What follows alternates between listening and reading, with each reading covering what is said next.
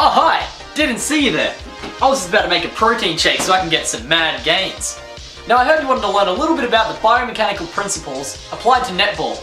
Well, I'm your guy. But for now, I'll see you in the gym! Yeah!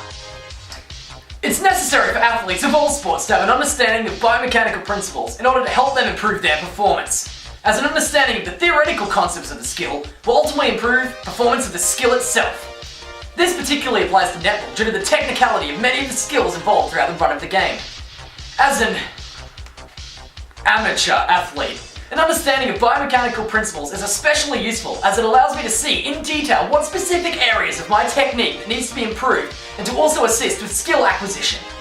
The dynamic range of skills involved in netball include catching, landing, pivoting, shooting, as well as chest, shoulder, bounce and lob passes.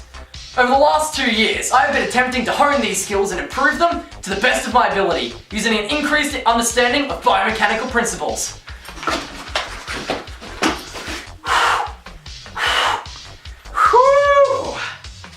The problem of stepping is one that plagues many amateur athletes at the beginning of their netball career. Due to the nature of the rules, an athlete without a firm grasp on the biomechanical principles involved in making sure that upon a catch a step doesn't occur would have a very difficult time playing a smooth and cohesive game. To ensure a step does not occur, it is best to jump when catching and to land in a position that adopts sufficient stability, usually on 2 bases of support when reaching the ground.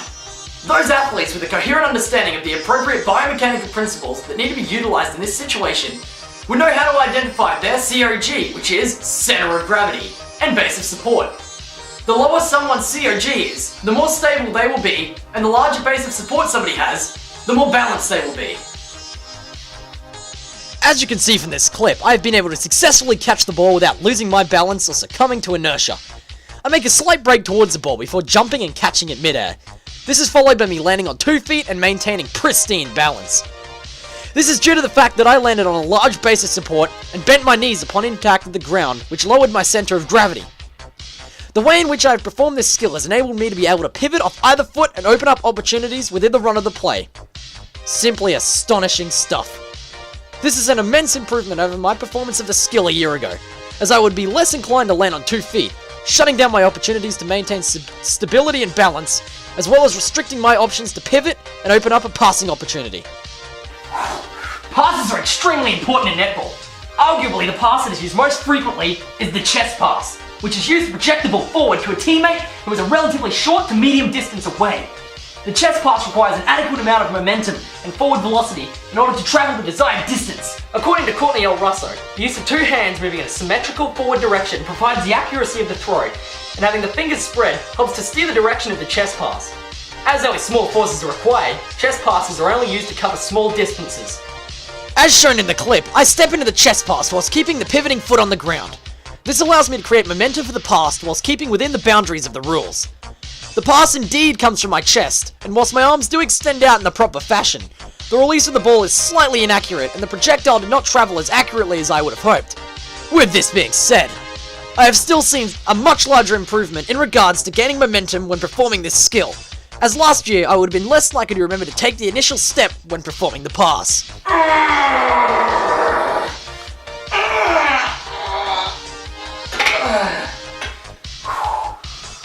The shoulder pass is also an extremely prevalent pass in netball, as it allows players to get the ball to teammates who are a relatively long distance away. This pass looks simple enough, but in reality, obtaining a desired level of accuracy and power can be difficult for athletes. For an amateur, such as myself, it is essential to understand the fundamentals of levers and how to break an action down into subroutines in order to gain momentum, as well as the factors that determine the flight of a projectile. The factors that determine a flight of a projectile include angle, height, and speed of release. Meaning the further a player was to lean back, the higher their arm was upon release, and the speed behind their pass would determine how effective the final result is. An understanding of these factors can allow an athlete to alter their subroutines in the lead up to the release of the ball, and ultimately determine how much momentum they gain to propel the ball forward. As you can see from the performance of this skill, I step forward, although only slightly, to stabilize myself and to gain a small amount of momentum for the throw. I make up for this by instead gaining momentum with my upper body by leaning back before the throw. There are some problems with the release of the ball as I let go slightly too early, which sees the ball propelling in a more vertical direction. My arm also stays relatively bent throughout the duration of the skill, which sees my angle of release being substantially lower. With this being said, the pass accurately hit my target and travelled a relatively long distance, serving the purpose of a shorter pass. The next pass we'll be covered is the bounce pass. The bounce pass is a useful tool in manoeuvring the ball around an opponent, especially in the circle area. Many professional netball players understand the biomechanical principle of force, and as a result of this, have been able to effectively improve the result of their pass. To get a better understanding of how to utilize these biomechanical principles, it is important to first have an understanding of Newton's third law of motion, which states, for every action, there is an equal and opposite reaction. This means, in simple terms, the more force a player puts into the initial release of the ball, the harder and quicker the ball will bounce up. Other factors such as elasticity also play a part in this. The more elastic an object, the better it will bounce. As you can see from the clip, the performance of the skill is rather sloppy in some aspects. For example, there is a rather small amount of force behind the pass, which resulted in the ball travelling in an undesired direction upon bouncing. There is a slight twist of the body, however not enough to gain the sufficient amount of momentum to perform the skill effectively. My arm is also angled quite far away from my body. This skill is arguably my weakest, and as a player that decides to perform well as a centre, it is essential that I work on improving this skill for future games. Shooting and lob passes are a major part of the game of netball, and are similar in terms of the subroutines required in order to complete the skill. Shooting is an essential skill to be learned, as it is, obviously, the only way in which points can be scored. In order to train your skills as a shooter, an amateur athlete must first understand how to utilize spin. There are two types of spin, backspin and side spin, both serving their own unique purpose throughout the course of the game. In terms of shooting, a backspin is the desired form of spin, and as the way in which the ball rotates in the air somewhat dictates the way in which it will travel. This is also due to the two natural forces which act upon the projectile, air resistance and gravity. Backspin also allows the ball to sail through the air and drop at the appropriate time in order to score a goal. Backspin also ensures that if a shot is unsuccessful and hits the hoop, that the ball will rebound in the desired direction back towards the shooter. The performance of my shot, as outlined in this clip, is rather extraordinary. I take an initial step to position myself further under the pole and extend my arm up to take the shot. I make sure to keep my offhand on the side of the ball for stability. Although my shooting arm is not as angled as it could be, it does not prove to be a problem for the overall performance of this skill. Upon release of the ball, my body generates momentum by pushing upwards from my grounded foot.